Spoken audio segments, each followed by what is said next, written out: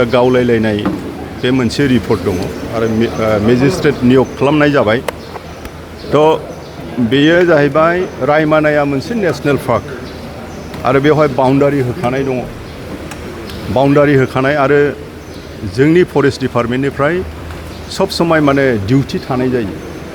Duty थायो, duty थाङो आरो सानफ्रोमबो दंफां दाननाय नोंथांमोना निश्चय खोनायो आरो बुङो फरेस्ट डिपार्टमेन्टखौ जे गासैबो बिटिसि ओनसोलाव फरेस्ट डिपार्टमेन्टआ जोबनायनि लामायाव थांबाय बे खोथाखौ बुङो।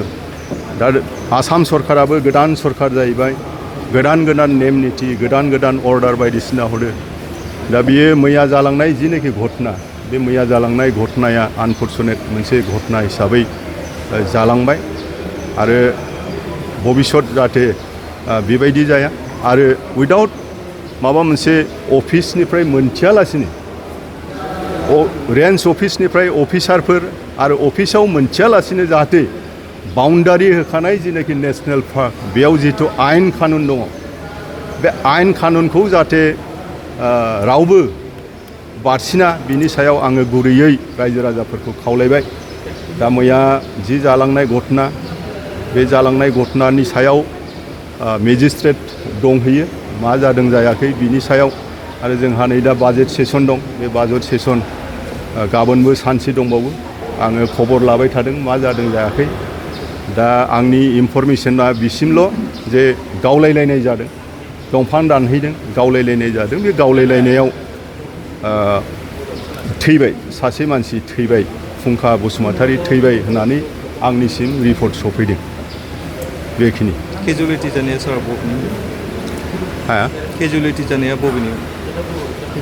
माइनावगुरि सरलपारा बिनिनो। आरो बियो मा खालामोमोन, मा मायोमोन आरो जोंनि खोनानाय मथेथ' बेफोरखौ उनाव तदन्थ' मोनथिसिगोन। दा आङो गासैबो खोथाखौ डिटेल्स जिहेतु आंनिसिम फैबावनांगौ दङ, बे हिसाबै आङो गासैबो माखासे खोथाफोरखौ बुङियाबो थिग जागोन। दा आङो खावलायदोंल' जाहाथे भबिष्यत हाग्रायाव हाबनांगौ जायोब्ला माबा मोनसे गोनांथि दङब्ला बेखौ जाहाथे खाथिनि जिनि रेन्ज अफिस, बे रेन्ज अफिसाव पारमिसन लानानै जाहाथे हाबो, जाहाथे खुनु मोनसे संघर्ष जाया। आङो बेखौबो एडभान्स हिसाबै जोंनि मानगोनां रायजो राजाफोरखौ आङो खावलायबाय। दावराव दावसिथ' जानाङा, बेथ' खुनु रायजोफोरनि जेबो भुल गैया, जोंनि डिपार्टमेन्टनिबो जेबो भुल गैया। जे हाग्रायाव टहलटारिफोरजों जादों, सोरखौबा खालामनो, सोरखौबा माबा मोनसे खालामनो, जेन'बा गावग्रोदों होननाय खोनादों आङो। दा बेवहाय प्रटेकसन खालामबाय, प्रटेकसन खालामनायाव गावलायलायनायाव थैबाय। फरेस्ट डिपार्टमेन्टनिफ्रायबो नाङोब्ला थैगौमोन। बेफोरबायदि आरोखि खोथाया। हाथियार जब्द खालामनाय जादों नामा बिनि? हाथियारखौ दासिमाव मोनखोना मोनदिया आंनिसिम रिपर्ट गैया। दे